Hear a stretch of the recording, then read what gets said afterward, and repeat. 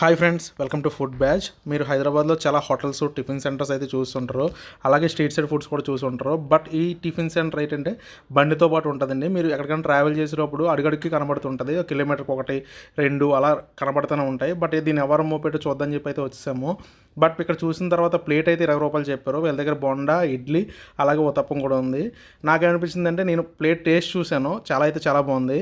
బయట 60 రూపాయలు పెట్టి ఒక దోశ కొనుక్కునే బదులు ఇక్కడ 3 రకాల టిఫిన్స్ చేయొచ్చండి.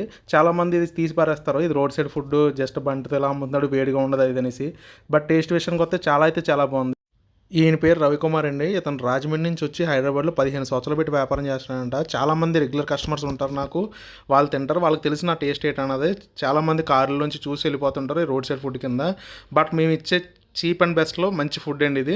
20 రూపాయలకి ప్లేట్ అంటే 3 ప్లేట్లు ఇస్తాము 60 రూపాయలకి. బయట 60 రూపాయలు దోశ కొనుక్కుంటే అసలు ఎక్కడ తినలేము. ఫుడ్ అయితే చాలా బాగుంటుంది. మస్ట్ అండ్ షుడ్గా ట్రై చేయండి.